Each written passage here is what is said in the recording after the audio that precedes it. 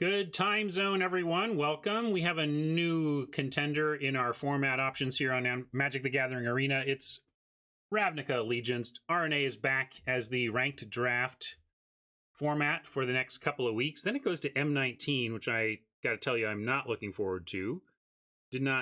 It's just a whatever set. RNA, I like. It's a pretty grindy format, bot style.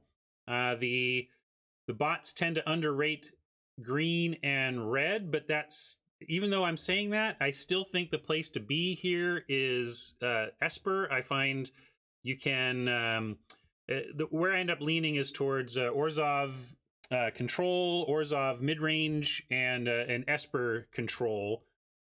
You can even get Orzhov aggro, but generally you're going to be hard pressed to get me to move into green and red cards early in this format unless they're quite bomby, because mainly the bots, while they underrate, for example, the 3 damage red spell in red and the 2/2 for 2 that adapts to a 6/6 in green hybrid, they underrate those, but they also underrate some of the key components to just being able to really grind it out with Esper type decks, like Clear the Mind always wheels. Now, I don't know if they've updated the bots, by the way, so we're going to have to see if all these conventional wisdom aspects of RNA that I'm carrying forward from my memory are still true. But basically, even if they're just normal bots, I think I would want to lean towards Esper, protect myself with a Clear the Mind so I don't deck myself, a couple Clear the Mind so I don't deck myself ever, and then you can just go ham on the control and just get all the card draw and control spells, and it's a great way to approach the format. It's not the only way, it's just my leaning, so I thought I would mention that before we even head in. I also want to mention my sponsor, Card Kingdom. If you think something is criminally underrated by the bots of Standard out there who are net decking their way to victories at FNM, and you've got the angle to take them on, get your singles from cardkingdom.com and get there from my affiliate panel down below. If you check out my affiliate link, you'll get there from here. They'll know that you found them from here, and that helps everybody, if you like this stream anyway. And if you get there, you're going to find everything you need for your tabletop Magic game. They've got singles, supplies, sealed product, and a mystery booster is out. I'm excited about that. I'm definitely going to order me a booster box of mystery booster. This is the format that Magic created, where they basically just created a chaos draft, almost like a grab bag draft in a single product, but it's better than that because it's grab bag, except they took all the cards that are totally unplayable because of synergy problems, and just think of that as having removed them and just put in like a huge quantity of cards, like over 1,000 or something like that. Anyway, it's been something that only people have played at the Magic Fest so far, and I'm looking forward to getting my hands on it and maybe trying it over at Adams, drafting with some friends.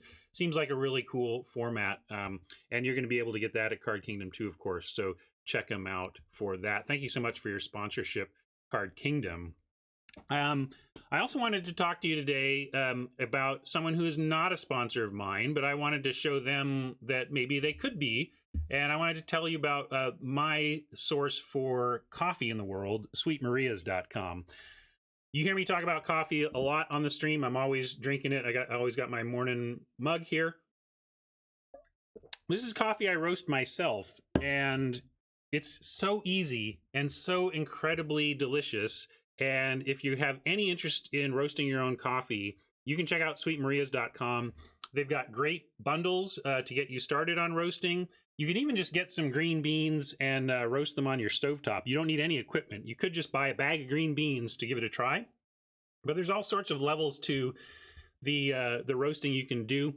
And it's changed my life as a coffee drinker immeasurably. Not only is my quality of life in the mornings through the roof because of the insane quality of high quality beans roasted correctly and served fresh, but I get to roast coffee and give it as gifts to friends. Like, all my gifts are taken care of. Everybody drinks coffee. Like, I get to be this coffee hero. I roast a bag of coffee. I bring it to a friend's house for when we're coming over for dinner.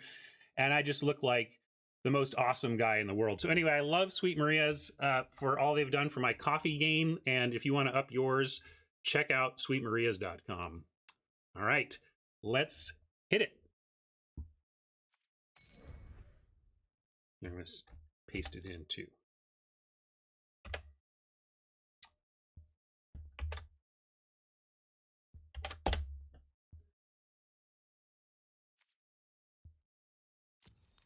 Yep, here we go, switching the scene.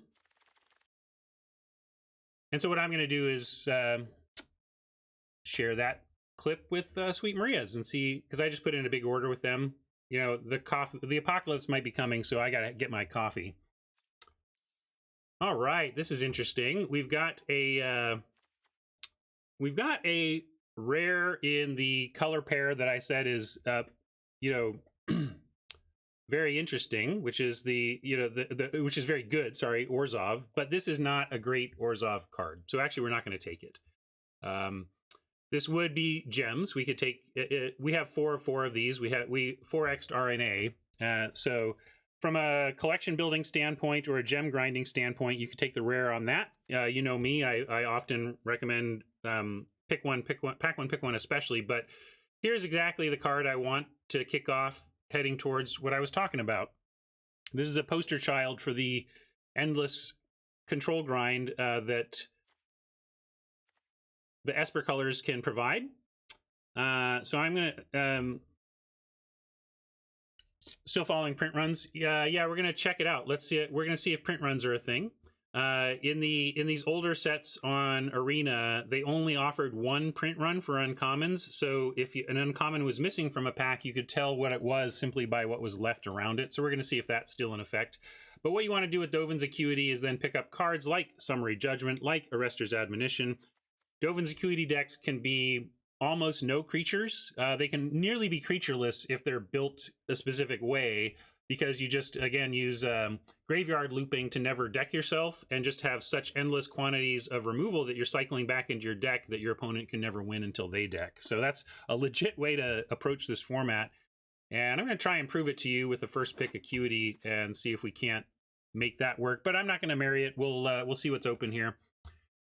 Clear the Mind. This is the spell I'm talking about. The bots don't value it highly, and people shouldn't. It's not amazing. It's just that it plays a very important role in a deck in this format where you're looking to loop your quality forever. And so a couple of Clear the Minds means that you clear the mind, your other Clear the Mind back into your library, and basically as long as you never get a Clear the Mind countered or exiled, you cannot be decked. And yeah, so someone asking if Deacon Black wonders if the bots still disrespect hybrid. This is a card that just wheels and goes incredibly late and is super important to the green decks. Frilled Mystic is excellent, but I'm not going to take a double, a CCDD spell, as we used to call these in R&D. CC stands for color, and then DD is like another color, just next color. So we talk about CCDD, meaning two of each of two different color requirements. I don't want to do that. Skatewing is, this is probably the card that fell farthest for me in the format. It's playable, and it's maybe actively good in Simic, but it's not really what we want to do here with this pick. That being said, there's nothing here that super supports Acuity besides the Clear the Mind, which I think we can wheel.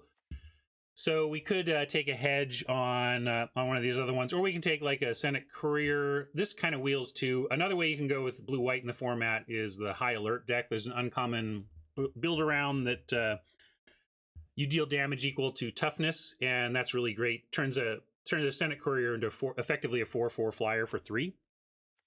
Oh, I didn't do oh yeah, sorry, let's see. Got some. Oh yeah, I'll do some coffee answering later. How many gates before Angel and Colossus are worth it? I think Colossus only needs a couple. Maybe it also depends on your game plan, Robert. You can get away with 2 gates in a Colossus if the Colossus is okay as a 7-drop that doesn't have a high likelihood of being returned, but that's its floor, right? Which is why it's such a good card, that its floor is still this kind of playable 7-drop if you're desperate for a closer. But as soon as you get above 2, 3, 4, then it becomes just better and better and better. Yeah, we can take the Spy. It probably is the best card here, just because we're going to wheel. I almost want Eel, though. But I guess we'll take This is like eel adapts for 2 at 3. Like this becomes a quick 5/5. This actually just takes a long time before it's 6 before you adapt. I mean, Skatewing fell so far. You play a 2/3 for 4, and then finally, when you've spent 10 total mana, you get a 4/5 flyer. So I think I've talked myself out of it. I really just don't like where this Skatewing pick pushes you. It's not where I want to be in this format. So I know what you're saying, but it's just never where I want to be at this point. Somebody said they like Simic in the format. I generally don't like Simic.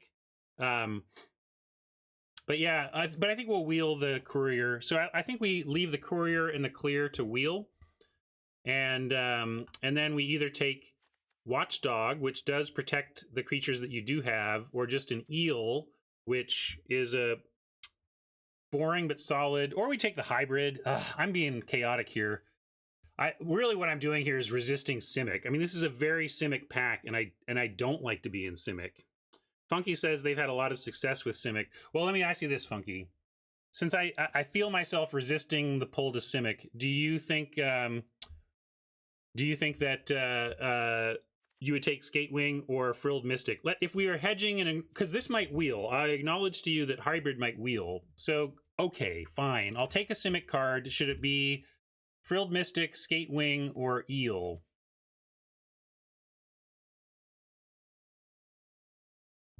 Like, I guess if we're saying, hey, we might be Simic, I'm going to take the Mystic. I don't like taking the heavy color requirement card, but we're hedging and saying, hey, if we do end up Simic, we'll sure wish we took Mystic out of this pack. And really, I do think Skatewing Spy is effectively a Simic card. So I'm going to do that. Yeah, highest upside here, even though we might not play it. Well, geez, maybe I need to listen. I love a Grasping Thrall. This is one of your reasons to be an Orzhov, but Troll Bread. Get that bread. Troll Bread is insane and does work in the Frilled Mystic camp. I like a Essence Capture too. Maybe this can wheel. It doesn't often. We got to get that bread. I got to listen to that. It's too good. Whiskey, I don't even think Spy is playable in blue-white. I mean, you could argue it's playable. I guess playable is a pretty low bar, but it is not good in blue-white. Most of your stuff there is, if you're playing blue-white correctly, your stuff flies inherently. I just don't like it in that color pair at all. Okay, now we can check the print run. We haven't done this in a while, folks, but look, we have a Swirling Torrent and a Junk Troller, and that means one of the uncommons is missing. And if we check our print run, we can find out exactly what card it is. I bet somebody will already be on it. Ministrant or Angel, says Raptor.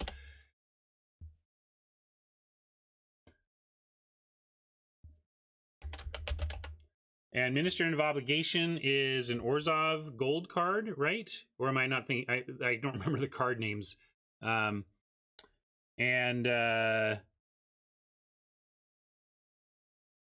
Archway Angel is the Gate Flyer. So, they're both just white. Okay, it's just so. Okay, well, it's good to know. So we know a white card, a powerful white uncommon is missing out of this pack. And we've taken a couple steps towards Simic, so maybe we're going to find out if Funky knows what they're talking about. Because, oh, by the way, you know, I've been thinking about this. Like, you know that when I don't know the gender of somebody, I go with they. And if you're in chat and I call you they, it's because I don't want to presume your gender. But if you want to let me know your pronouns when I call you they, because people don't necessarily like to be called they either if they identify clearly one way or the other. So if you give me a identity, I will do my best to remember. But if I forget, I'm going to fall back on they. But like Funky is saying male. Great. I'm going to try and remember to say he about Funky. So Funky says they've had success with Simic. So let's... Funky says he. There you go. It's hard. I've trained myself well, but I'm trying to untrain myself and be respectful of people who want their gender respected that way. Yikes. All right, yeah, let's take the gate. Shut up. It's hard. Admonition is pretty sweet. I like a Brawl okay in a Simic deck. Why is a gate so good here? Because casting your spells is incredible. We have a Frilled Mystic, for example. We would love to be able to hold up this exact mana on turn 4. It's actually extremely difficult to hold up GGUU on turn 4 without the support of some dual lands. And none of the playables in that last pack were so above replacement level that we can't just expect to find reasonable replacements for them as we go on. Mammoth Spider's fine, Admonition, you know, there's so many playables in modern Magic that you can afford to solidify your ability to cast spells when the playable spells in the pack are kind of replacement level. But I take Admonition here. Yeah, Admonition is just simply one of the best blue commons. I love it. No problems. We could take a gate here. In fact, we will. Shimmer is also playable, but not really what you want to be doing on 2 if you can help it. I'm going to take a gate. And immediately we then also start to open ourselves up to being take something like a Colossus. You know, I think Robert was asking how many gates before I would play a Colossus. We take the Simic Guild Gate. I would consider running a Colossus in a deck like this, depending on what other kind of finishers we ended up with. But we do have a Trollbred and stuff. But it sets us on a path to be able to take advantage of synergies there. Or, for example, Gateway Sneak, right? How many, like Gateway Sneak you'll play just because it connects. If it happens to be able to get through, you're happy. But man, you have a couple of gates and you find a Gateway Sneak late and you're just cha-ching. Fantastic pickup here, pick 7.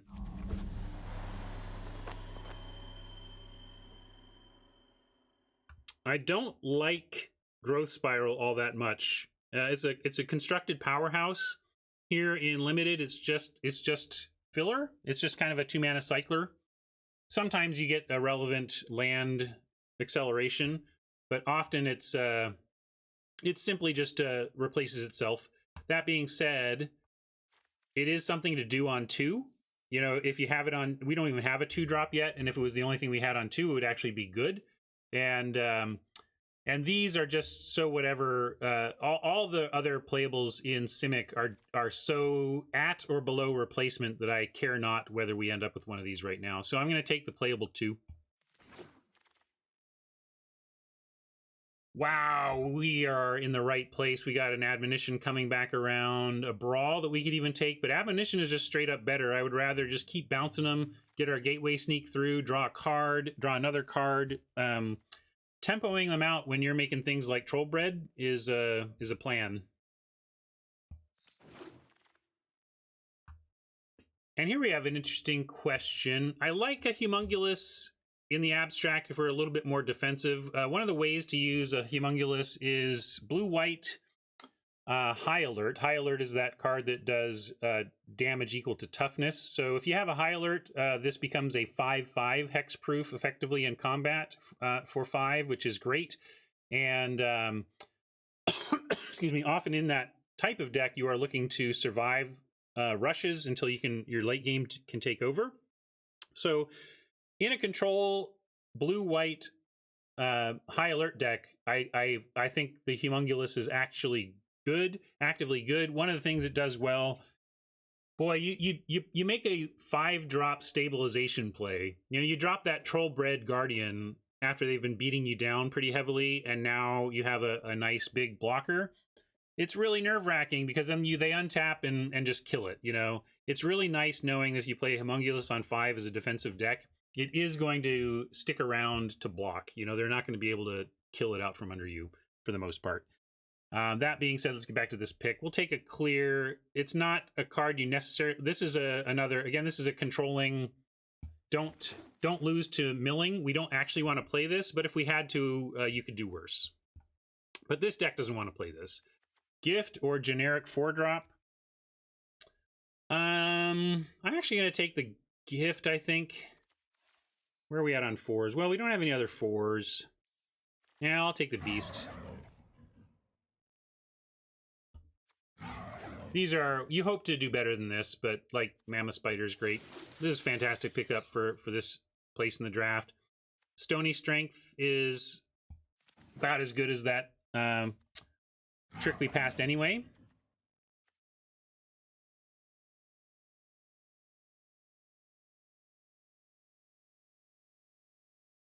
Yeah, hybrid did not wheel, so that's worth taking note of. Beastmaster can be quite good, especially if you can get extra counters on it, Stony Strength, or just pump it up before combat. But we're only really putting counters on it right now with Stony Strength. Code of Constraint is quite good. Yeah, this is nice Azorius. So is this and this. These types of cards are why I like being in the Azorius decks, but this is okay. I think it's Code or Beastmaster. I don't think I want to splash here. Simic is trying to be pretty tempo, and we have a Frilled Mystic. I think if we're messing around with splashing, we're holding ourselves back a little too much. Code of Constraint is probably the pick. This is a little too persnickety, I think. Code is just super solid every time. Yeah, you can definitely splash more in the format, which is why I like the Esper control decks. Code is worse than Admonition, but I'd play all three. Right, Haj? Wouldn't you play this?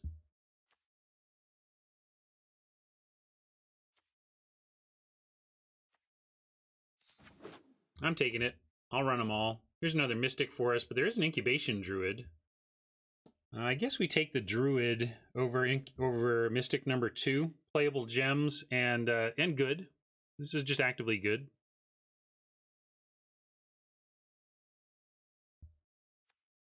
So I'm going to take the rare. Here's another rare. We don't want to play that though. Here I'd rather have Chillbringer or Slimy Bindy. What do you think is correct here? We don't have a ton of 5s. We don't have a ton of 2s either, so Slime Bind would be welcome. But this does fit in right with what we're doing. Lock stuff down, bounce stuff. Like between chilling and admonitioning, they're just never going to have blockers. All right, everybody. All right, everyone.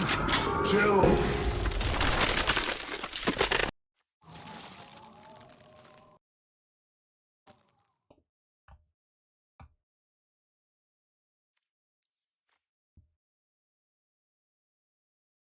Blah. Gross pack for us, but we do have a duelist that's playable. I don't see... We can take a Guild Gate, both to support. A half on color Gate is probably playable with a Sneak. And then if we did decide to splash, this would help towards a Gruul Splash. Again, I really don't want to splash. But Duelist is pretty weak for pick 4, and we're going to have playables. This might wheel. I'm going to take the Gate, because I'll play a half color Gate on the strength of the Sneak.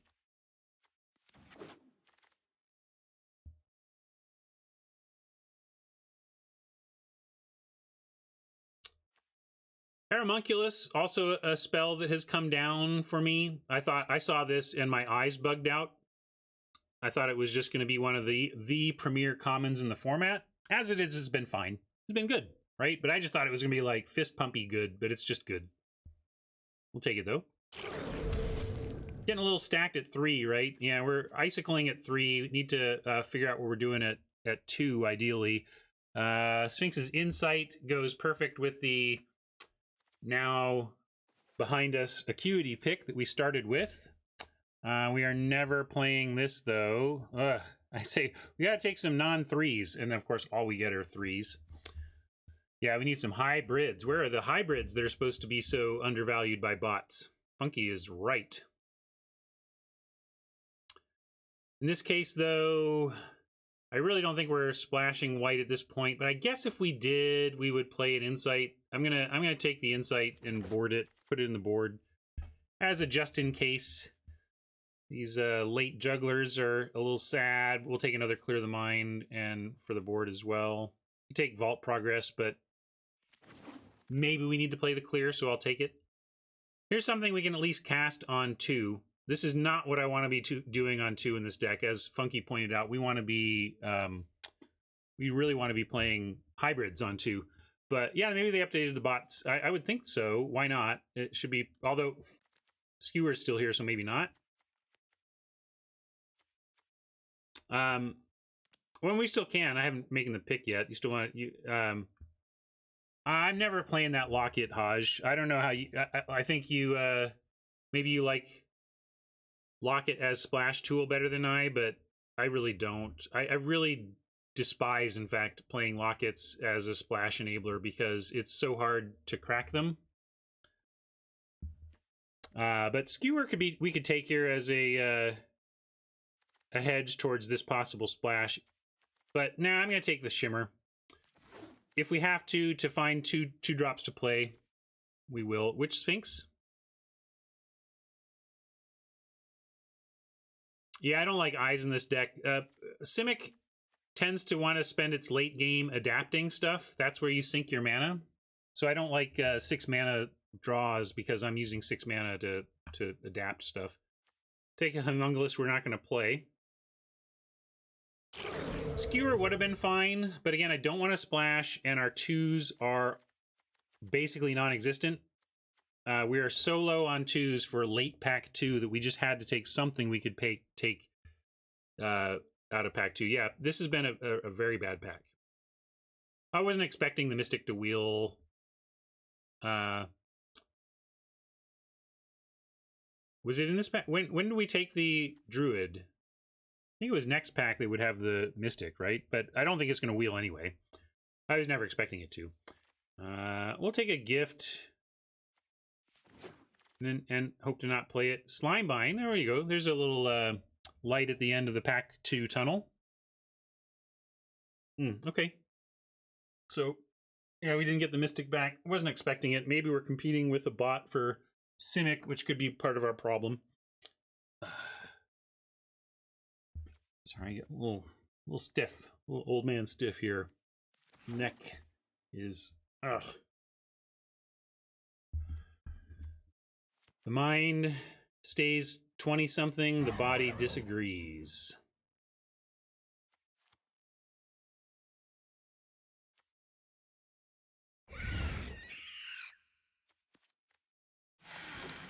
All right. March of the Hybrids, please. Another Trollbred is not a hybrid, but we're pretty happy to slam that. Add a second one of these to our pile. Nothing else good in the pack. Hopefully we wheel a boar. I'll run a boar here. It's a 2-drop 2/2. I'm in.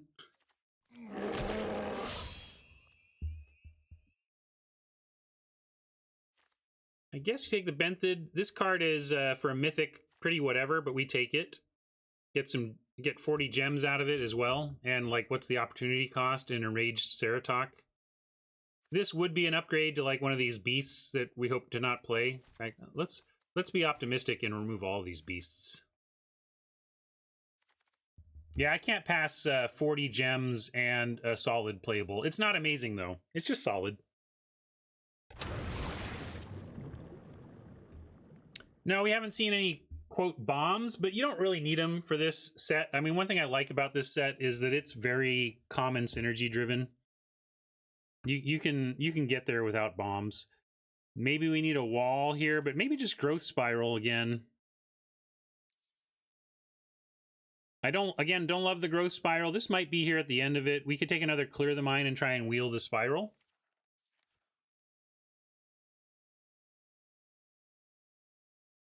Yeah, it's the old non-installment plan Secret Keeper.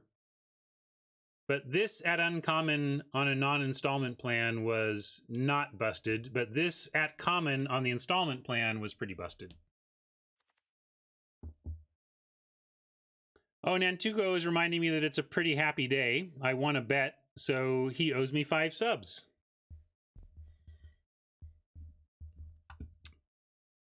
This is a weird pick in this spot to me. Well, maybe I'm still going to take...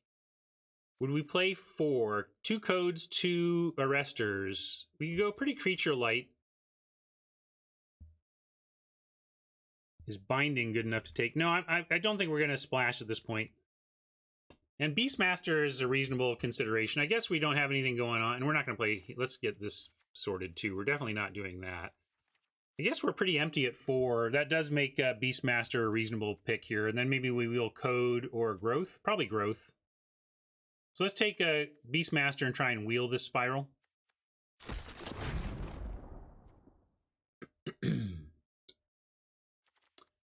Ascendancy is a 2-drop, but it's tough to win with it.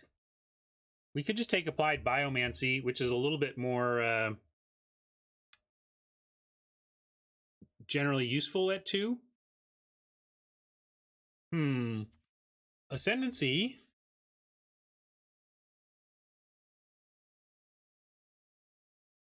We have won before. We've done the science before. We've done the science before. We could play it. It does make combat difficult. Maybe I'll pull this one. Pull for Simic for Simic Ascendancy. And Bio for Biomancy. And I guess I'll say Chill for Chillbringer, which I like over the Rampaging Rendhorn. But we have 5 playable 5, so I don't think we want a 5. I'll put it in there, Chili, but 5 drops makes me not want to take a Chillbringer because we just have that slot covered. Sorry. But if y'all want to see if this rare can make things difficult, we can try it. Let's see, we have 1, 2, 3, 4, 5, 6, 7, 8, 9, 10 creatures. We're very creature light right now, so consider that as well, but this isn't a creature either. So this is why I wanted the parade of hybrids. We want creatures. Also, we're never going to play this, I think, in our current spell-heavy situation.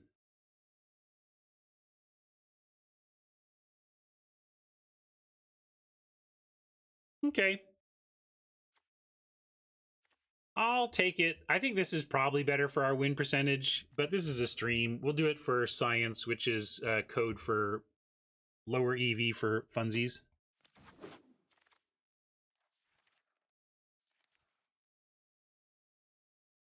I'm a fan of this format. It seems to have mixed reviews, but if you like kind of grindy control, this format has a lot of that. This is what I was trying to get into. Like, we've passed 2 insights now.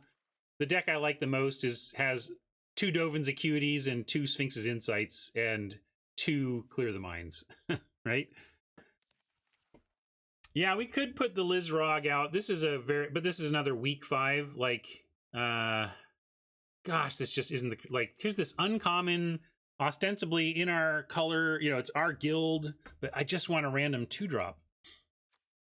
Yeah, we take the Brawl. This isn't really a 2-drop, but I don't like the Lizrog with a well sorted out 5 slot. We just don't need 5s, folks. We got to fill our, we got job openings, and and we are not hiring for 5 drops right now. 2 drops we are. Wayfinder, get in our deck. Not amazing, but yeah, this is exactly what we're trying to find right now to fill out this deck. Yeah, Lizrog is a pretty much a trap. Here's the undervalued late Sora Form hybrid. Thank you, bots. Pick 7. We get 1 more. You could have another one in pick 8. It'd be fine with me. But slam. 1 more. No, not 1 more, but solid choices. Collision. We are playing this Guild Gate on the strength of the Gateway Sneak, even if we don't play any red cards. We take the Collision, which for green is going to handle Oppo Flyers, and if we do find our Guild Gate, we can do the Colossus side. And we do have an Incubation Druid, excellent point. But it's a land, it adds more red. It doesn't add red without having the gate already. So, kind of makes, and I'm happy about how our 2s look now. Although we're not playing this gift. And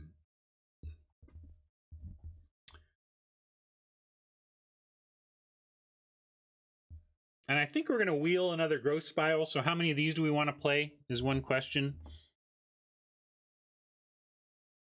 I think we're going to wheel another Spiral. So I'm going to give us a chance to play this Collision, although maybe I'm being fancy play, and if I'm going to do that, it's just take another Brawl. Yeah, you're right. It's the best card here, Hodge, but is it fancy play to go with this possible Colossus and hit a flyer thing when we can just take a Brawl? We got Troll Bread. You know, this is gonna hit a flyer too. Collision doesn't need a creature though, right?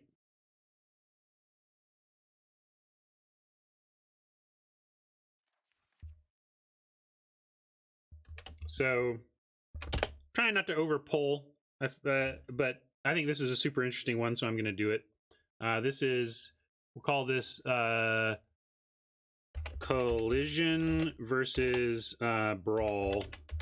And I'm not going to take the Spiral. I think we're going to get another Spiral, and I don't think we want to play. I don't think we want to play 3 Spirals, and I think we're going to wheel one. So that's why I'm not even considering the Spiral. And yeah, we're a lowish creature deck, but we are going to be cycling through Admonition and Conduct, Code of Constraint are drawing cards.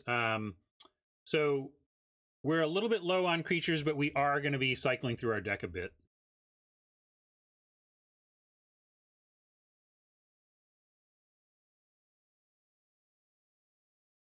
People want to risk the second Brawl, and that's another thing. We might not play either of these. We have one Brawl already, but we don't have a ton of removal that's permanent. We're kind of bouncing and brawling, but yeah, I like it. I think if we bounce and brawl enough, it'll work out. And then here's the boar that came back as hoped. Man, could have had the Infinite Sphinx's Insight deck. I'm always sad at the Esper deck that goes by. Yeah, we knew the boar was coming back. It's not a very good card, but we did not know that the Ceratok was coming back, really helping our 4s nicely. Here's that skewer, the underrated skewer that goes super late from the bots. So yeah, they did not update the bots. And here is the growth spiral I was expecting back. And even Rendhorn. So it's probably, again, our 6th best, 5 drops. So we're probably not playing it. And probably not playing this out of the main. And I'm going to take Vault Progress because of that.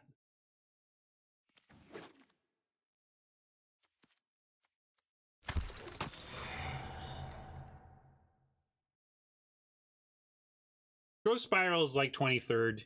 I play Growth Spiral when I don't have 2s I'm happy with.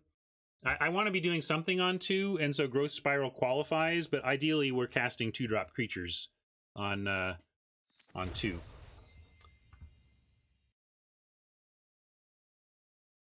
All right. I'm going to make a note of that grind before I forget. Oh, hey, it's Friday the 13th.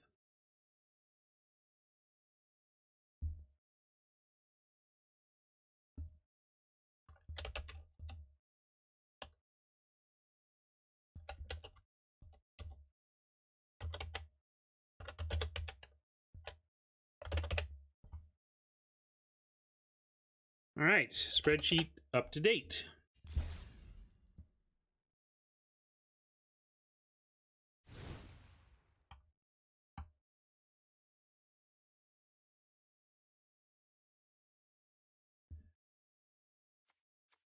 You can ramp, but the trouble is this doesn't even reliably ramp.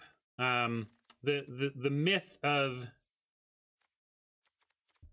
the growth spiral is that it's a ramp spell. Like, it can be, but often you're just drawing a card and you don't have the extra land to play. But if you do it on 2, it often is, which is why, like I said, it's something you can do on 2. And we do have enough draw and stuff that this could, and we're tight enough. I think if we cut, cut the Rendhorn. Oh yeah, maybe Spider is worse than Rendhorn, given that we have our own stuff in the skies, a Chillbringer, and some ability to fight stuff in the air, and we have our Homunculus.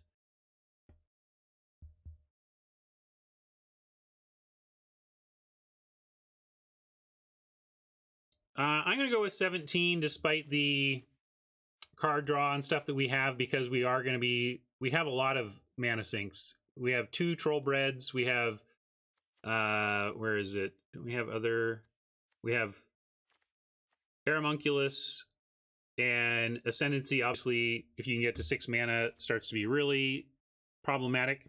Maybe we can get rid of a Shimmer here.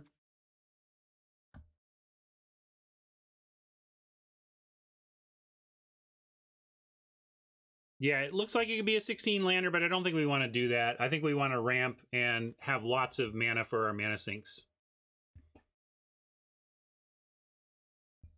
Yeah, I like this. So let's see. We had Craig on the basics. This is where we're a little heavy on the 5s, but we're not. But we do have 2 growth spirals and a lot of tools to survive until 5, and then being heavy at 5 doesn't hurt us at that point. And it's almost like, you know, it would look better to you if it was like this, you know, oh, there's only 3 5s and they've got a couple of 6s or something. We have enough ramp that this is okay. Yeah, we have the Druid. We're just going to be, we ought to have enough mana to be thick at 5. Let's say I'm going to name this while people who have purchased style points here can let me know what we're doing.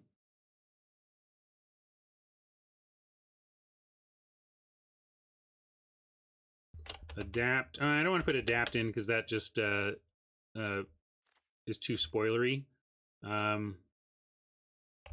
Counting on it for the counters. See, it's like counters. We're putting counters on stuff for the Simic Ascendancy. We're counting on it.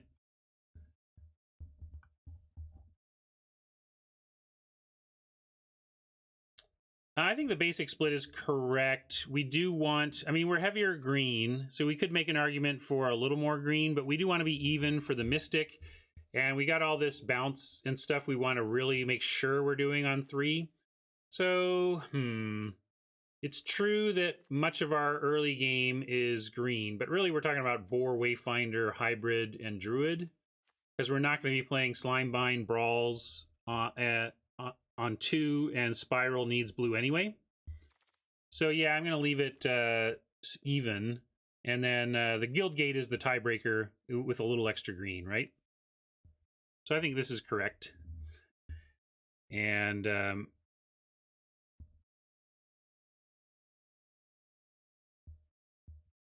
well, see, that's the joke. We're counting on the Ascendancy.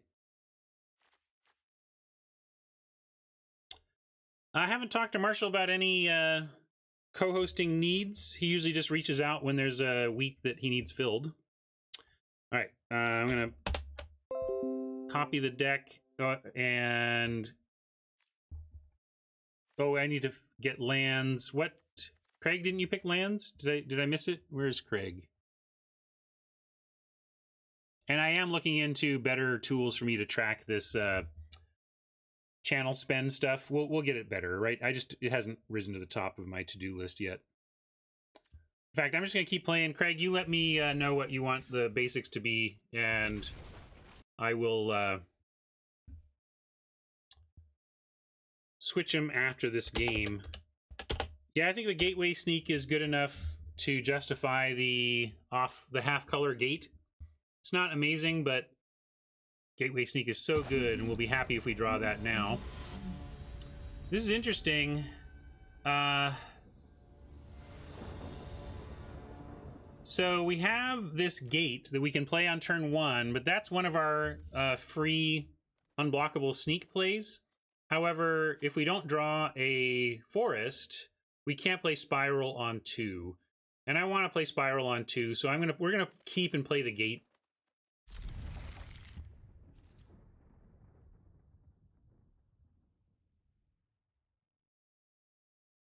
Yeah, the sneak conundrum, but with Admonition clearing out a blocker, we basically get a free connection with the sneak anyway.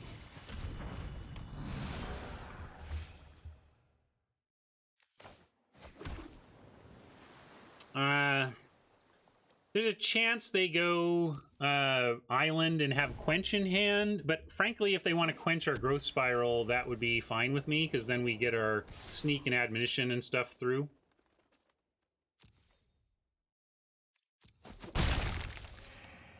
Oh, thanks. Let me change the scene. There we go.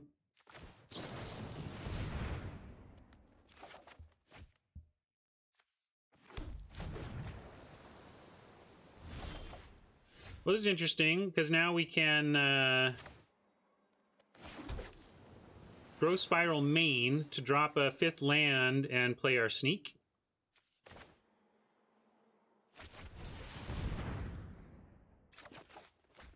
Go ahead and do a forest here. And now we have Chillbringer to eliminate a blocker. We have Admonition to eliminate a blocker. Hopefully we can get this sneak through a couple times if they don't do something about it right now.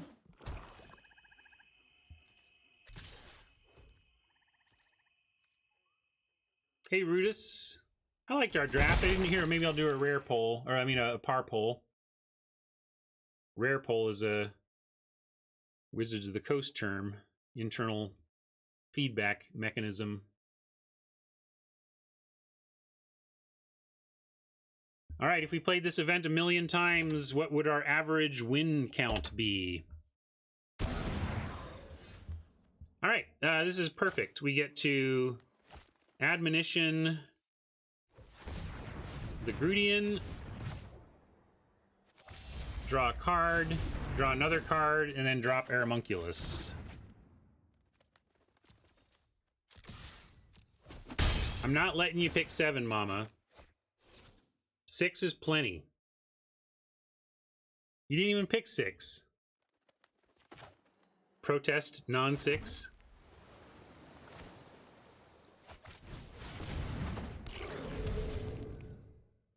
I don't think any deck is a 6, probably, but maybe.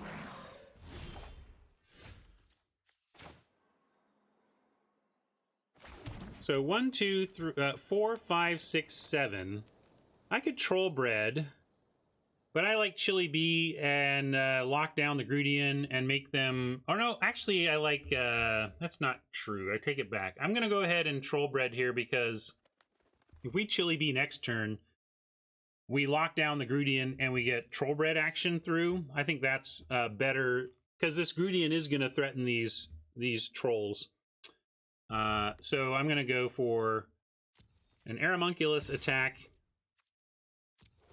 for now, and some troll action. And if we find a land, we have 2 choices. We can consider another troll, but we also get Chillbringer Adapt Troll, which would be a pretty sweet turn.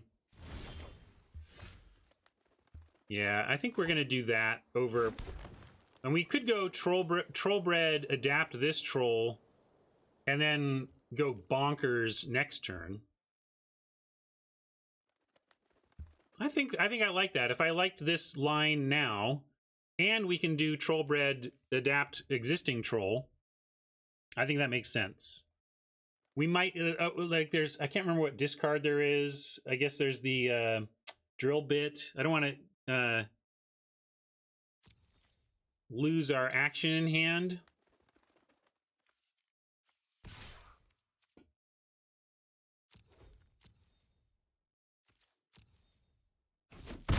And they're in removal colors, so this could all go horribly awry if they have solid answers to all of this, but we're dropping 2 Guardians, and next turn we are threatening to be attacking with 2 7/7 Tramplers and a Chillbringer. All right, am I getting paid? Nantuko and I had a bet last night. We did a dry run of the system we're going to use to do offline all human pod drafting later, and then yeah, there we go. So that's fine. They get a nice consign to the pit. It's a good target, but we get to adapt the other one and then have the Chillbringer play on untap. Yeah, and anyway, played Nantuko last night, and we bet 5 gift subs on our respective channels on the outcome, and I got him. I'll show you the deck later. It was a bonkers deck. So we get some meme value here. I actually think we want to, let's see, code. They basically do the same thing.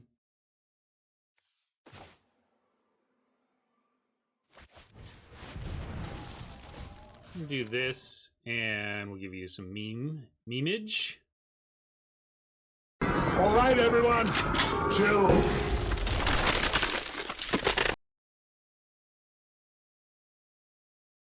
The website for, I'll let somebody else link it so I don't troll Oppo accidentally here. And we can code the thirsting shade as well. Yeah, I'll just do that. I don't see how they win from here if we lock both of these things down. I'm going to save that gate, and then we can sneak the sneak next turn. We can play this one, though.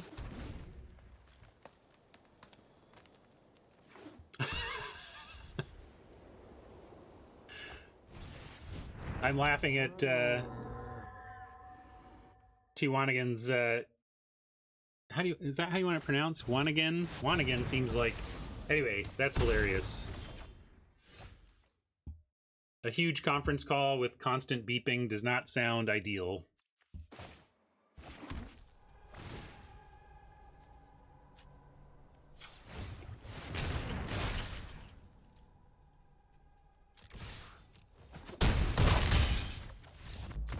Winning the game sounds ideal. TJ? Okay. That is funny, TJ. That would be the conference call from hell. How would you, like, how would you even listen? Oingo boingo night. Oh, missing. I was gonna say, where are you living where you're still allowed to go to concerts? Science.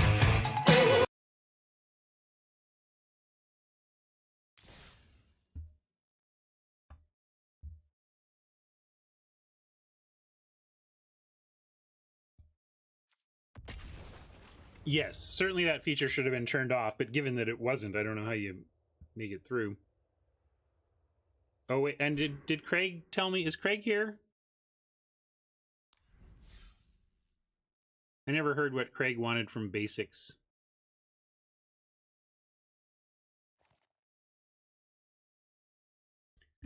Yeah, Seattle's going kind of into lockdown mode. We're being extra cautious and extra appropriate. The sentiment I've seen going around the internet that's been making me nod approvingly in the last couple days has been that if you're feeling like the empty stadiums and the lack of public gathering feels ominous and weird and almost apocalyptic somehow, flip that. The complete lack of people in public spaces in Seattle at this point and the lockdown on public gatherings is a sign of a community banding together to be aware of what we need to do to reduce the risk to those most vulnerable in our communities. And we're doing it. And so I look around at the emptiness and think, yes, go humans. Go civilization. You know, we're doing it. Look at us working together to do the right thing. Don't be worried. Don't be, we're all going to die. Like, this is us making sure as many of us don't as possible.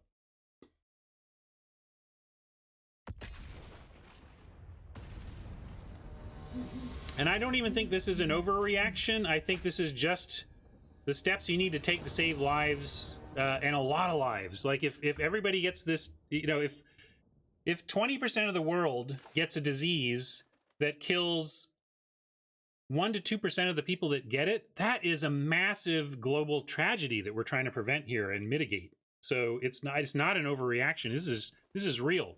Go tell Italy and in Iran that it's an overreaction to lock down cities right now.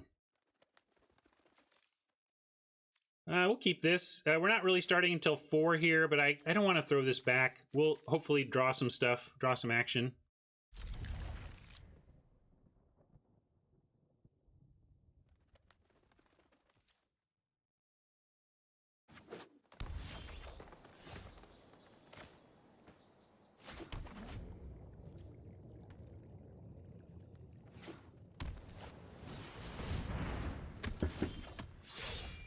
All right. And here, hey, we were talking, our guild gate's good. How much do you hurt your mana for stuff? And I brought up specifically that it is tough to just naturally have the mana for a Mystic on 4, and the gate really helps with that, and boom. If this were just a forest instead of a gate, we'd be out of luck currently on the Mystic plan. So I'm happy we are on track to Mystic on 4 here.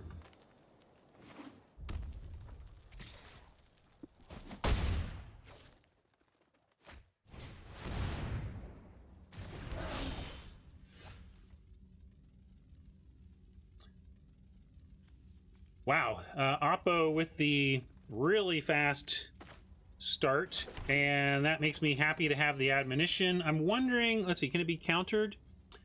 Maybe what we do here is, I guess, unless we're willing to do this at instant speed, and we can't do it yeah. I'm sitting here trying to figure out if there's a way for us to bounce their Spellbreaker and then counter it on the way back down, but we can't target it at the end of their turn because of its own ability. So we may as well just buy some time right now, I think, and bounce it now. And then we can drop a Ceratok next turn that at least threatens to trade with it, and then we have Mystic after for counter whatever. But I think we have to just buy a little time here. All right, now we have 2 Trollbreds waiting for us at 5.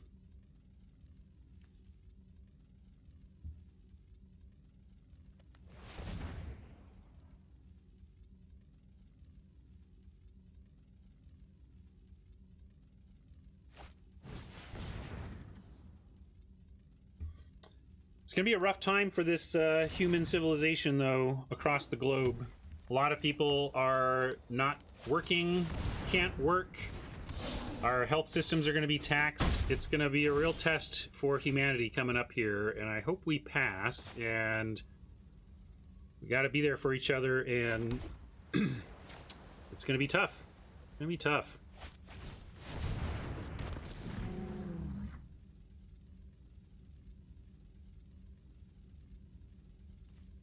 And most of us are going to be fine on the other side, but sad. Most of us are going to be sad on the other side. Blocking with the open mana is a tough pill when we have a Trollbred that can come down as a 5/5 literally next turn and put them to the do you have something really test and see if they want to attack into it. So I'm going to take this here.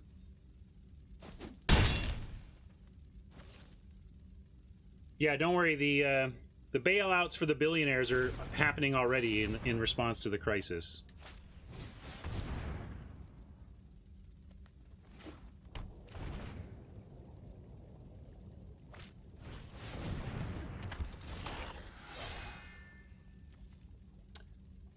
Big game from Oppo here. What are we going to do about that?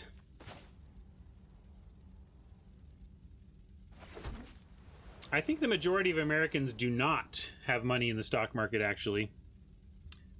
There's the 401k angle. So a lot of people have a little, but if you look at the wealth distribution of people who have money in the stock market, like it's not a poor person's game.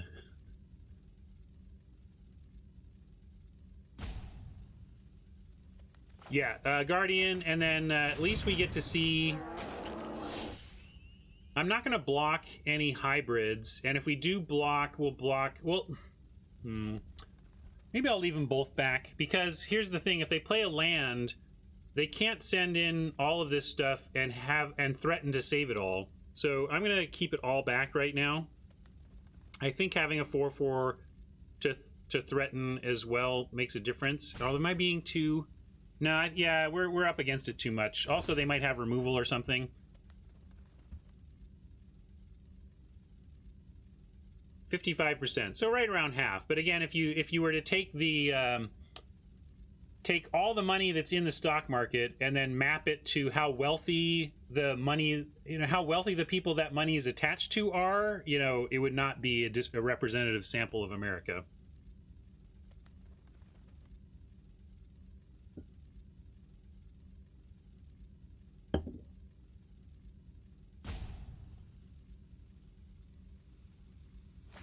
There we go.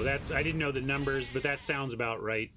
With AZ saying, yes, the top 1% owns more than 60% of the stock market.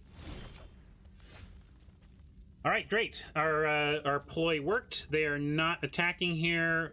Boy, their deck looks good, though. Nice looking deck, Oppo. Ours is pretty good, too, but that's a lot of rough stuff. One thing about code is that you get the card no matter what, so we may be able to actually do a code play for value here. And yeah, so Mike, so then my question is, we can just leave it all up so we have both Mystic and Code, or we can do Boar and leave up Code.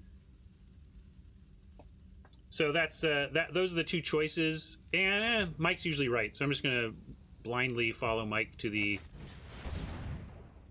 Boar plus Code conclusion. Also, the nice thing about this is if they choose not to attack and we don't have a plan for the Code, we can adapt to the Guardian. Yep, Haj points that out. And Mike also further points out that Boar actually makes a great block on one of the hybrids, because then they either are trading off a hybrid or spending 6 mana to kill a territorial Boar. And threatening to make a 7/7 out of the Guardian hopefully holds them back over there as well. And then we get to make that 7/7 and consider our options again next turn. If we draw a land, we can play Aramunculus and have the same code plan up. We can play Wayfinder and have the same code plan up now. At some point, we might want to start mysticking some things, but I think we're in a good spot here. The 7/7s are cleanly blocking hybrids. We can play a Wayfinder and leave Code. Maybe look for a land. I wouldn't mind getting some more land here, right? So let's do Wayfinder. Haj thinks they're going to start bashing for 4, but don't we kind of want that? Like because we have the Code to mess them up. So I'm gonna play Wayfinder and look for land. Let's get some land.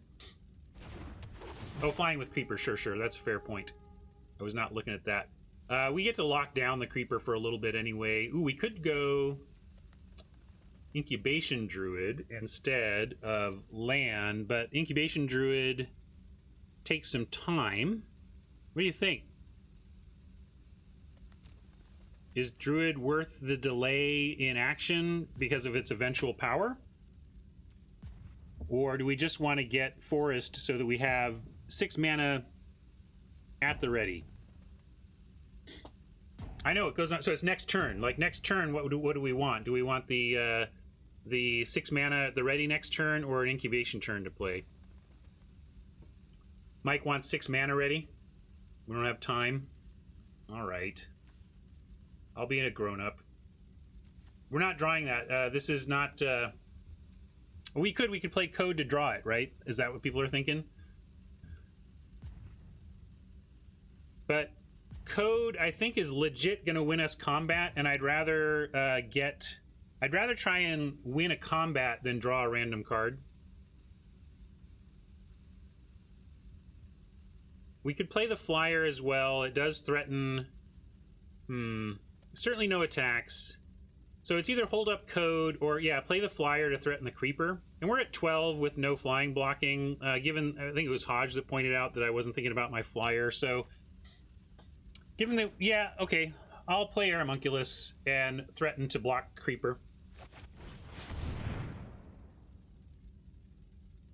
No quench, no quench. They only have 2 mana and there's a pause here, so I'm not sure what's in hand. If they're slow rolling a quench, I actually wouldn't mind. We can probably get there. If they quench this, we're gonna have to code the Creeper to avoid air damage. Yeah, it could be Brawl, Titanic Brawl.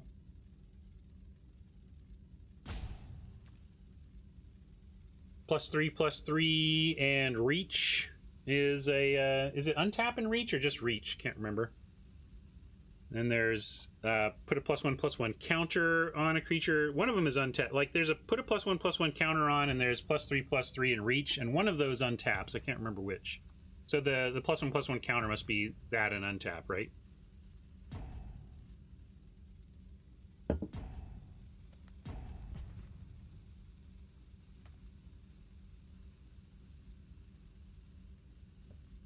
Not sure if Oppo's in the tank or in the bathroom.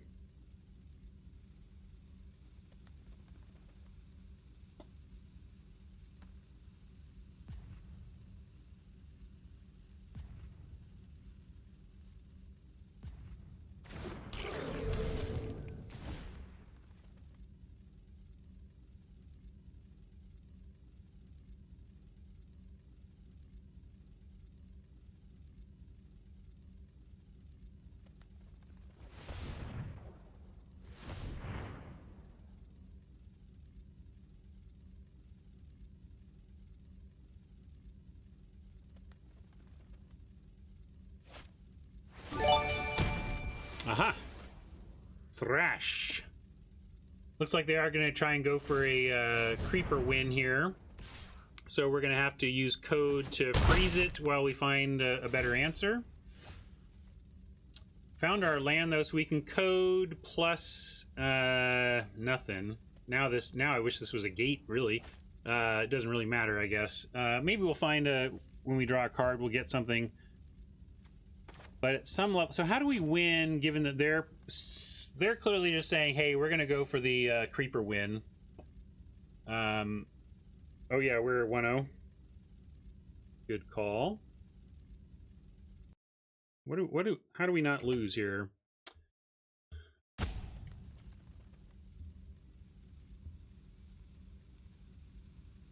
We could do another Trollbred. Take 4 more in the air. Hey, I don't want to use code if we want to play Trollbred or leave up Mystic, but I think we do have to just get at least some time, buy some time on this creeper, and that gives us a turn off from that attack. Unfortunately, it does not leave us with much to do here. I like sending Ceratok, though. We're at 8. Nah, I guess they crack back too effectively. No attacks. I want to be able to threaten Ceratok on Ram if they don't find a gate. Or Ceratok on Spellbreaker. Yeah. Well, shoot. Looks like we're going to be 1-1 on the current trajectory. Although we have blocks.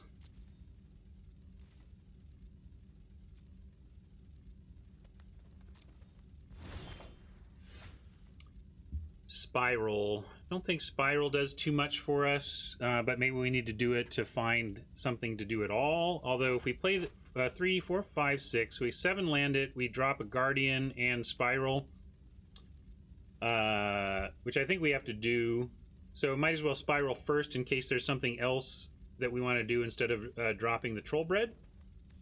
So I'm going to main phase Growth Spiral on that philosophy.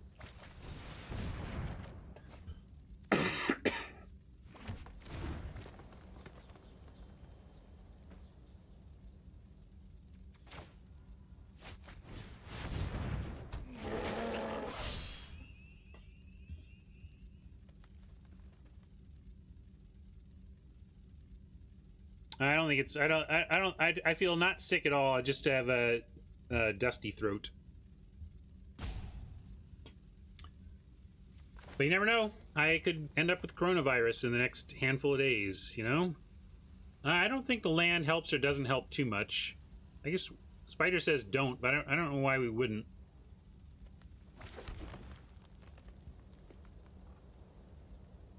Trying to get some extra drafts.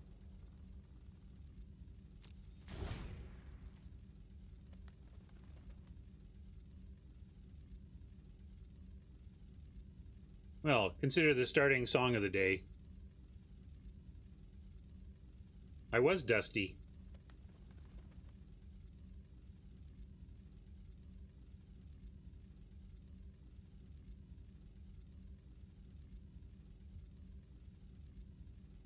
If they go for the creeper angle, we go to 4, but they don't really have attacks elsewhere.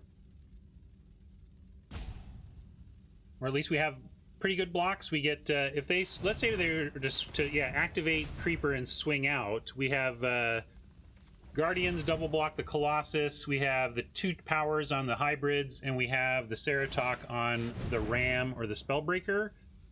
And so I think they're probably just going to try and say, answer the Creeper or die, dude.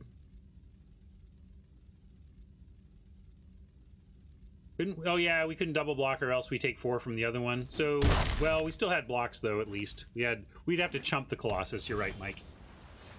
Doesn't help us. I think we're just dead. So,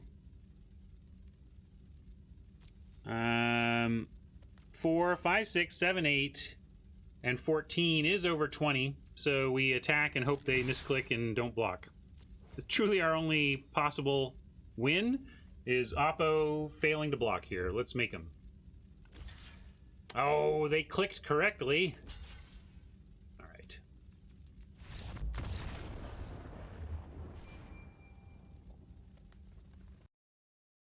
Oppo's deck was pretty sweet. I like ours, though. I can't remember where the power poll ended up, but I would put this at like a 4.5. I expect to get over 4 wins with this. On average. You can't expect anything event to event, but on average. Let's see. I wanted to take a moment, since we have some viewership here. I want to let you all know that we're going to take this draft to completion. Then I'm going to take a little lunch break, and then we're going to come back, and I'm going to try this. Here, we'll do a little test drive on the layout, because I got to get the layout right. We are going to do an all-human draft on an all-human in-pod draft on Arena. Do you believe it? It needs a little help from a third-party tool. But we did a test run last night, and it was good enough. Certainly good enough, if not outright good. And so we're going to switch to this view, and I did want to mess around with like the size of chat and size of me. I think we're going to go for something like this, though. And then what we do here is we're going to put in a session ID and 7 other people, and we're going to draft on this website, and then export our decks to MTG Arena, and then friend battle in Arena using the 40-card battle system. And rather than do a true draft where we're going to narrow it down to 2-2-0 players who battle for the win, instead, I'm going to play a best-of-1 game against all 7 humans who draft against me. So it's going to be the chat gauntlet. Chat gauntlet incoming, and we'll see who can get 4 or more wins. Will it be chat, or will it be me? Stick around after this draft to find out. And if you're watching on YouTube, check tomorrow, and that draft will probably be up tomorrow, okay?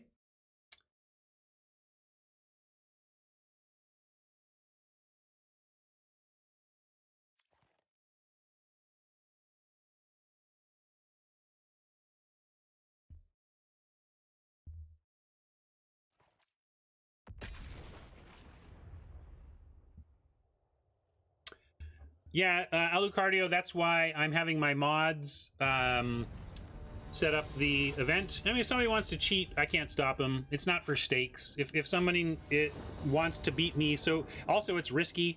Chat's going to be watching with an eagle eye on what we're drafting and what's going around the table. And if you take, anybody can throw a rare in and pretend they have it. If you want to do that, okay. I mean, if you need that edge against me, if I'm so good that when we friendly draft on stream, you need to toss in a rare to compete, well, I'll beat you anyway. But that being said, draft records are available. So yeah, you can do deck checks. Interesting. There you go. Looks good. We'll keep this. No 2s, but we have a gate on 1, and then again, the gate setting us up for a successful Mystic on 4, and we have an admission on 3.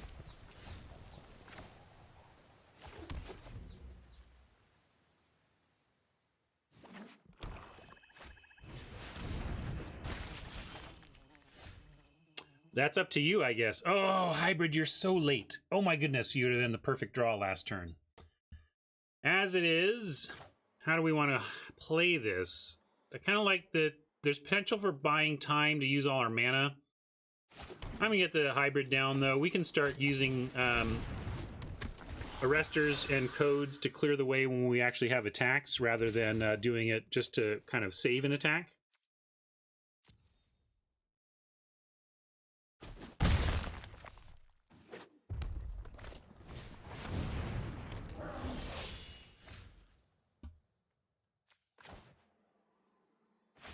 We could offer a hybrid, and then we have Code of Constraint to win combat if we want.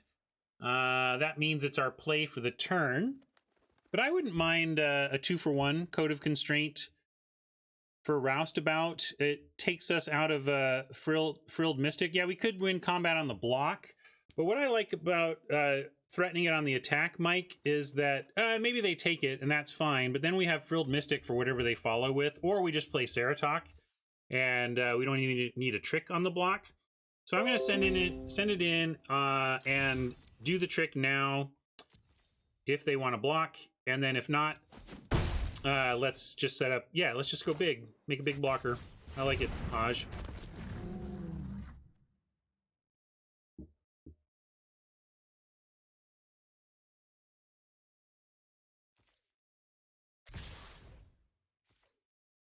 Okay, they're saying they do have something. So are we racing, or are we looking to trade Roustabout plus trick? And do they have, like, what can be in this that is a blowout? This is where anybody in chat, if they can come up with what tricks are available for red, black that say Roustabout lives and Ceratok dies.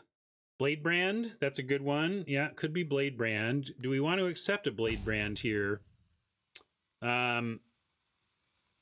I think we do want, yeah, with this hand, I think we do want to. Is Sure Strike in the format? The first strike, yeah, that could be rough.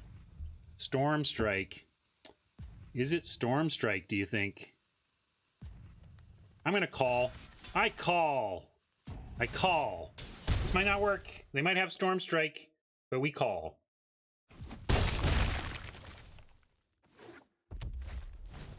Okay, it was Daggercaster. You know, I just wanted to trade. As long as we traded with the creature, I was pretty unconcerned with how that was going to play out. Here... Obviously, we don't want to admonition that. We could admonition the Plague Rite, or we could Code of Constraint the Daggercaster, attack, look for another land to get the Ascendancy down. I think I'm going to do that. Let's look, because I wouldn't mind another land here. And tap and freeze. Obviously, I don't think I want to send the caster back right now. Mike wants to hold up Mystic and Code. I want to look for land. I'm going to look for land. I hear what you're saying, Mike. I'm going to look for land. Didn't find it, unfortunately.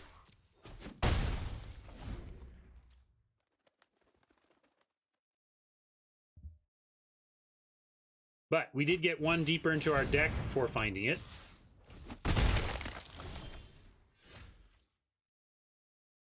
Brawl. Target creature you control fights target creature you don't control. Right now, we don't get anything good out of that result.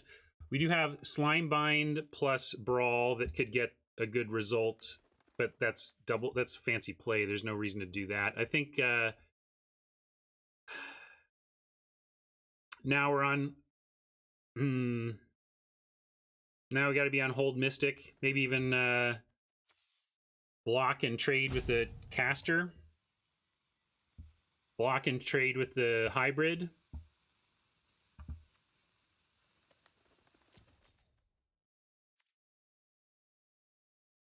I could admonition look for land. Would you, Hodge? I think we're now on a tighter window with the inheritance. I'm going to hold it all back. We have at least a lot of stuff at instant speed here. And we look a little stuck, so yeah, maybe they do try something.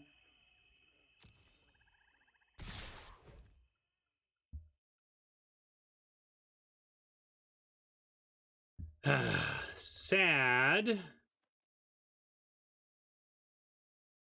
But do we trade? Yes, we're going to trade with the hybrid for sure. The question is, are we running out Mystic now to do that? We don't have the code. I already used it. We have an admonition.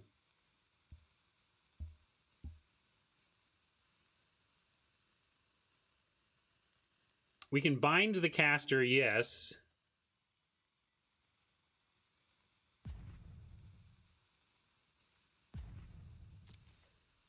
Okay, I'll just do this. We'll take 2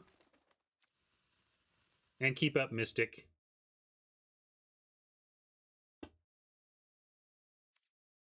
If they don't have a play, we can decide what we want to do.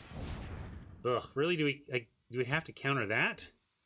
They got other stuff, but that actually is more annoying than it usually is given the current situation.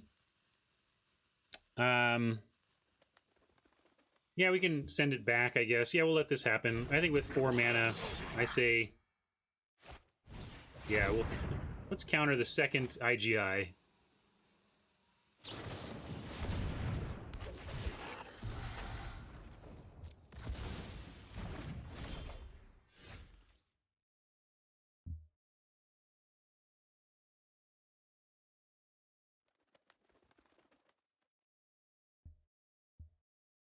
Yeah, we can brawl the O2 and even bind the dagger caster. We need to crack back the other way as well.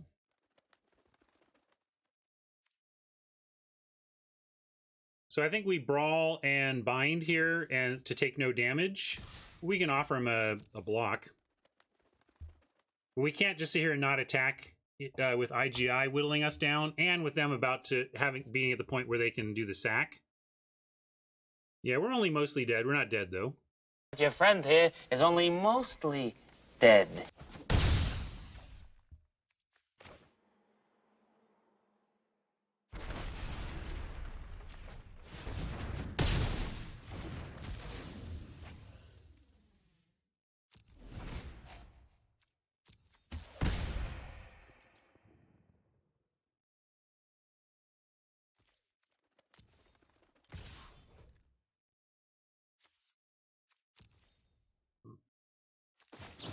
Got a bind here.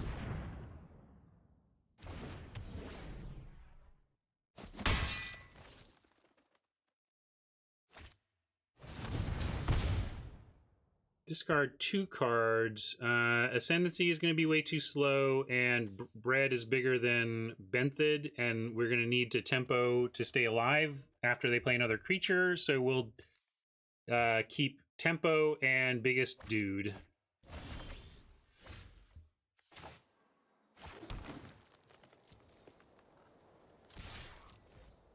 Are we just dead? If they have land, we are just dead, but we're going to play like they don't.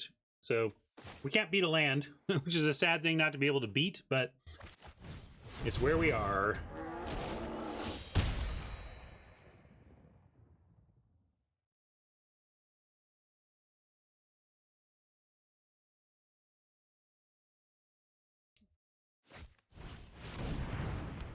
All right, we have an admonition target there.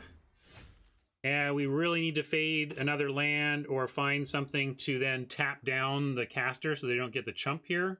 But Trollbred gets to adapt no matter what and at least trample. If we don't find anything else we want to do, that is.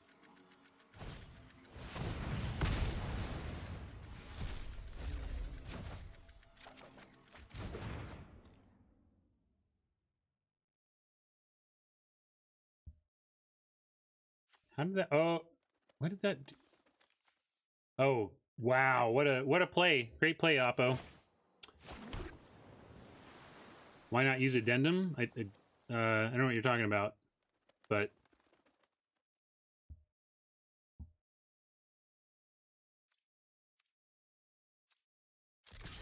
if they don't find any more lands, we still have a couple turns.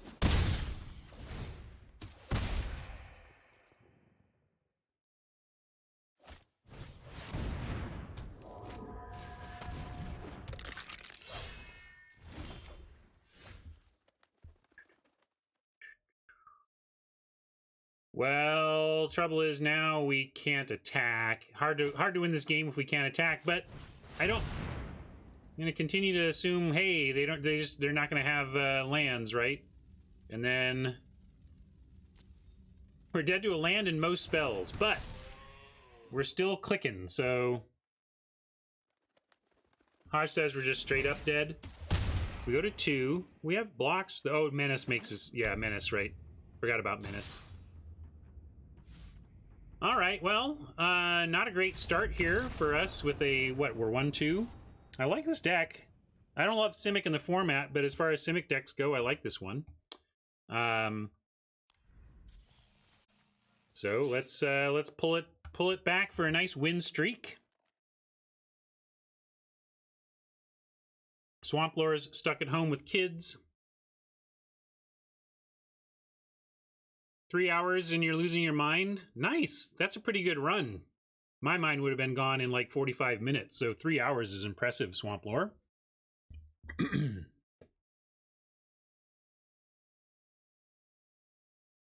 I mean, if you want to be on point, you're going to play Pandemic Legacy right now at home while you're trapped at home with your kids.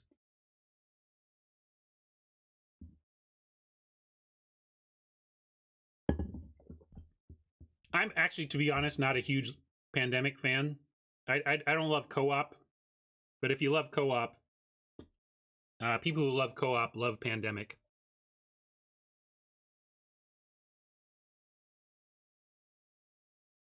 Oh, that's cool though, Robert. I love it when awesome tabletop strategy games make a good digital version.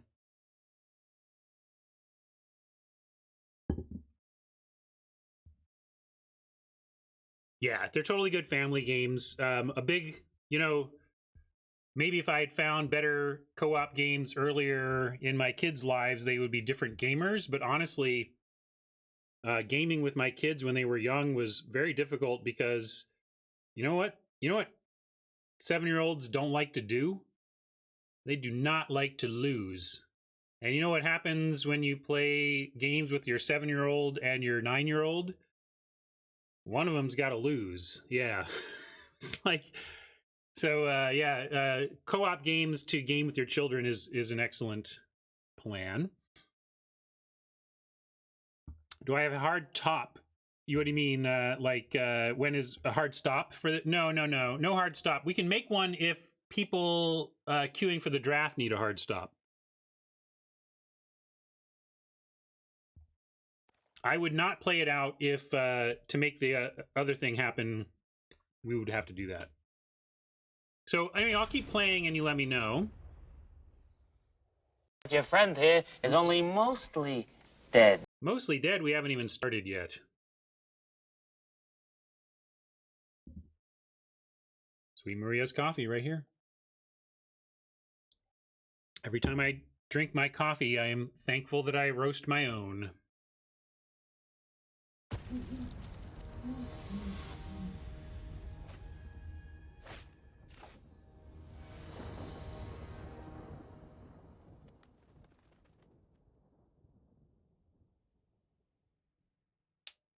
Oh, interesting. The Echo can play Ticket to Ride? Interesting.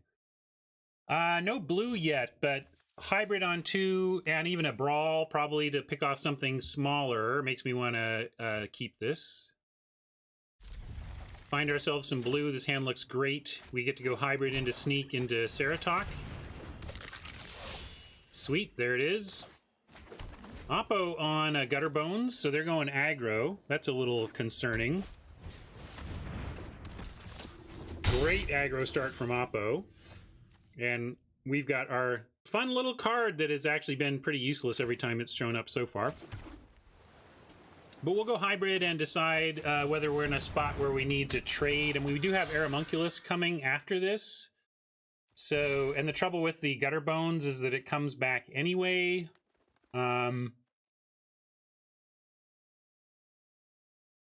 If they follow with a very strong turn 3, like if they go into Juggler for example, we could end up pretty far behind, but I love that we get Gateway Sneak or Aramunculus next turn. Gateway Sneak blocks both of these so well that we have to just take it.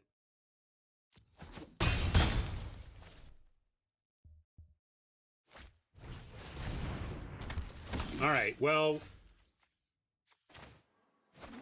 Aramunculus and Gateway Sneak effectively threaten to block their entire squad. I'm not going to trade Hybrid for either of those right now. We're going to drop a Sneak and block with it and hope. Let's see what they do here. They didn't... Okay, that was their third land. They were short a land drop last turn. If they can come up with a removal for the Sneak, ouch. We're probably going to lose. And if that happens, don't worry. We can keep... the mods can have more time. Like, if we bomb out of this event, I can play casually with other draft decks against viewers until we're ready to try the new tech. But perfect. That's exactly the result we wanted. The Gateway Sneak alone was enough to stop Oppo's attacks. Makes me want to brawl almost right now. Like, we could brawl either one of these, but it seems like the wrong use of mana. We could go Ascendancy Brawl if we wanted, but I think we just go Ceratox since they showed that the Sneak can't... the Sneak is good enough to block these. A Ceratox should be as well. And then we're marching towards 6 mana and a huge hybrid.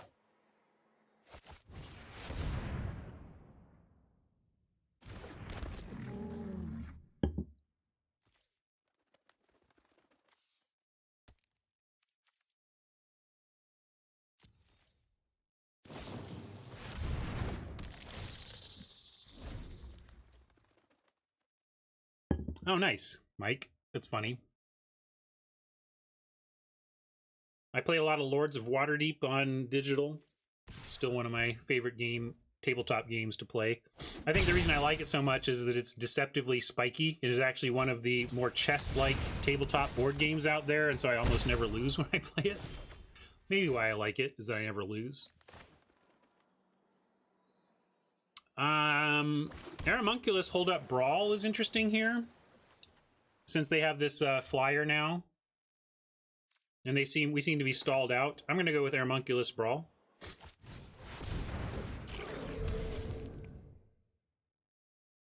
Lords of Waterdeep. Good friend of mine was the lead developer on the base set of that game. Can't hold up. Why? It's not an instant?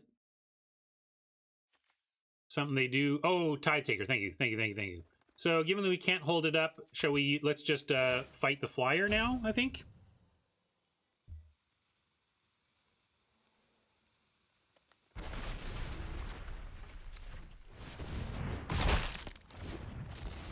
We're at 12. I need to protect life here. Well played, Forgotten Dog. Well played.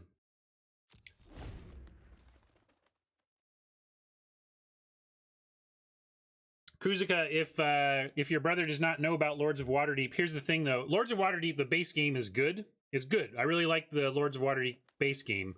But the pinnacle Lords of Waterdeep experience, to me, is using the Undermountain expansion. The Undermountain expansion kind of Timifies the game. Makes it all about... it injects a ton more resources into the game and gives you bigger goals to hit with those resources. So it it really explodes the action. You know, you just do more. It's like a good Magic format where you're always drawing cards and getting mana and playing. So like Dominaria, Undermountain is the Dominaria expansion of Lords of Waterdeep, and highly recommend it.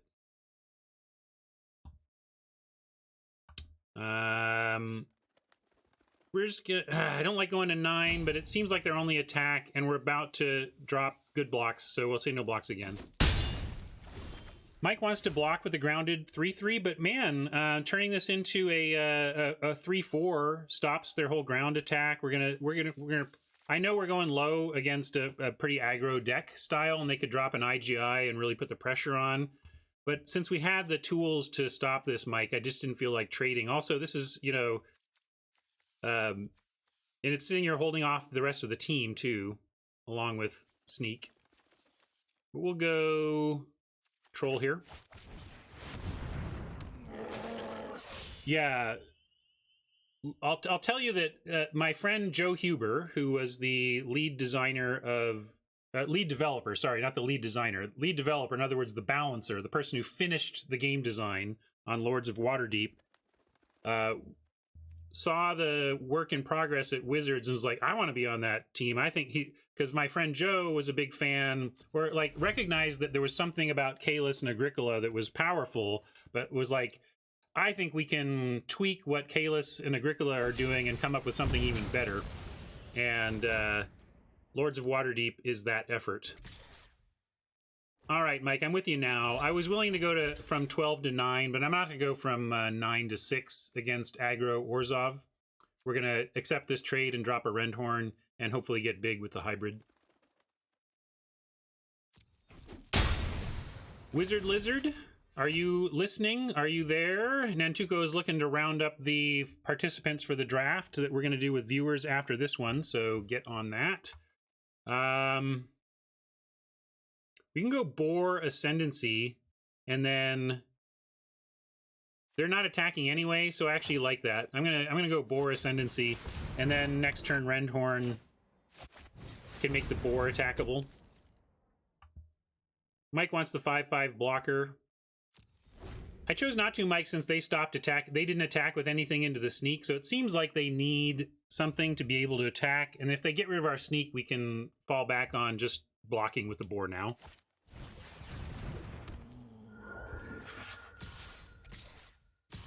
All right, well, they're going for it. This is a suspicious attack after all the non-attacking. But I like... they also may be just trying to go into the air. Like, if we block here and block here, they get flyers that can potentially finish us off with this hand we have left. So maybe our play is to just try and trade for Gutter Bones and... one of the two, like we'll trade for the trade for the Tithe Taker, and then leave the hybrid as a potential 6/6 incoming. Final payment is a common, yes.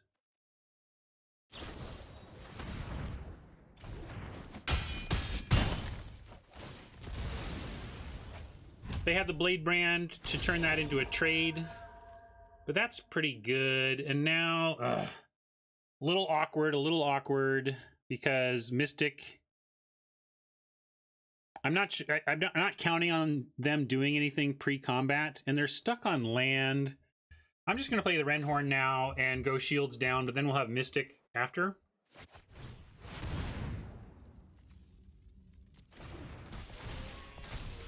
Yeah, so the question was whether we trade for the thing that has Vigilance and creates a 1/1 flyer, or the thing that is taxing us on their turn and creates a 1/1 flyer. Maybe the Vigilant would have been better, but also we have Frilled Mystics, and we can now, like, we didn't at the time or whatever, but my instinct was tax on their turn was a little better. That's why I chose to make that choice.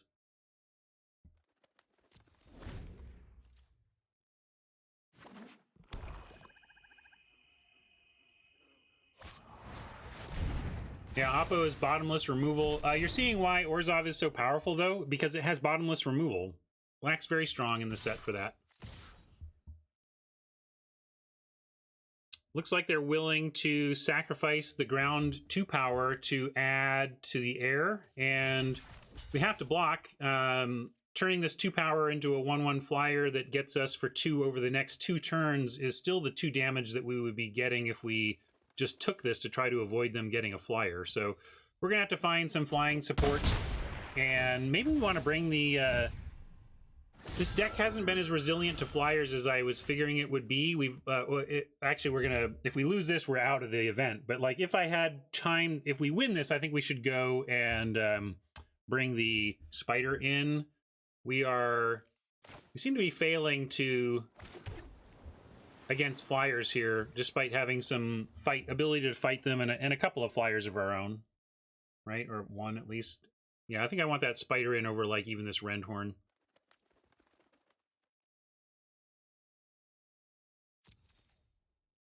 And need to attack, but can't attack. The Twilight Panther just eats the Rendhorn if we attack with it. I guess we could make that trade and then try to have the Mystic. But no, let's keep them needing to keep that mana up.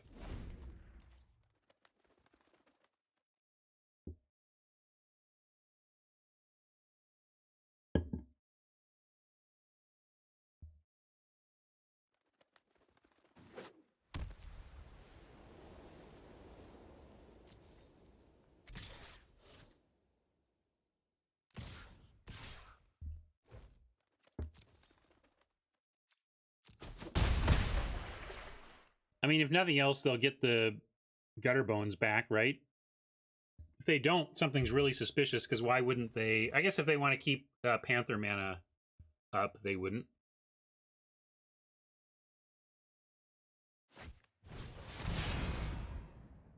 Revel's getting Juggler and Mangler. Yeah, we just have to counter that.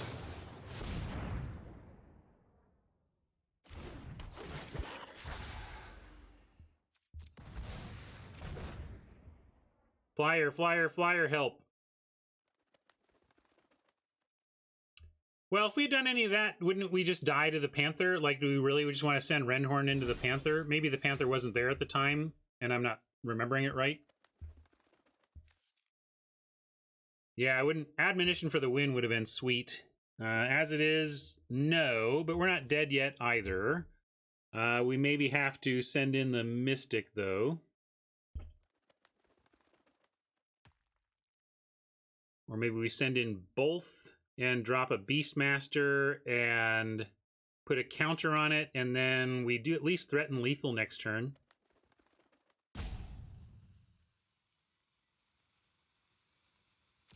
Yes, let's send both. They get the Rendhorn, we get a Beastmaster. We can put a counter on the Beastmaster next turn, even two of them, and technically threaten lethal. Trouble is they're going to be able to get that Gutterbones back for the block.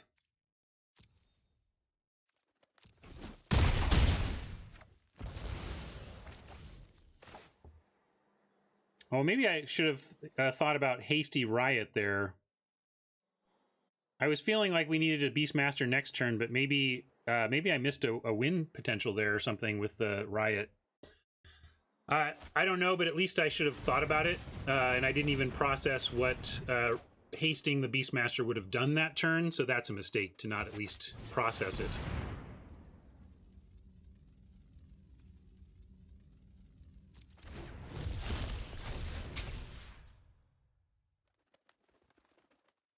If we +2 the Mystic...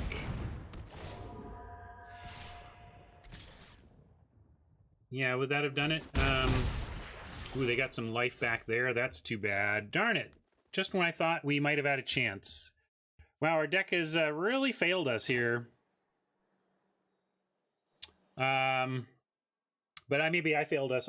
Again, I haven't done the exact math on my punt of not exploring that possibility. Sure wish I had at least explored it, but yeah, too many land draws this time, and just didn't get there.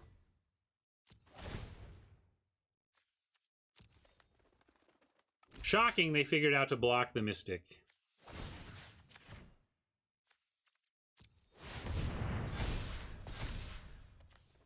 Maybe we had some kind of win I missed. But hey.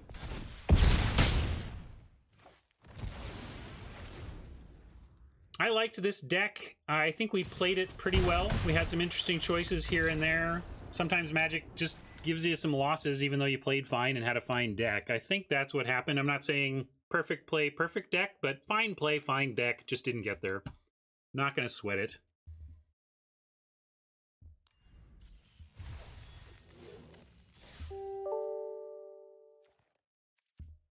Oh, hey, Jay. I thought I didn't email you, Jay. Did you not get my text, Jay?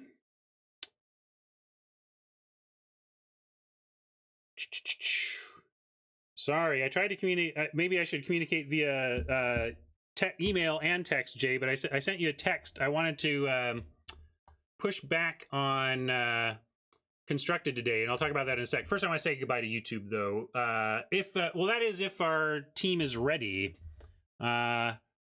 We could also bring in. We could do both. You know, if tell you what, I'm definitely going to say goodbye to YouTube, and then we'll talk about what to do next. Let me start there. Thank you so much for hanging out for that draft, YouTube friends. Again, we are definitely today going to battle viewers in a offline human draft that we play out on the stream. So that should be cool.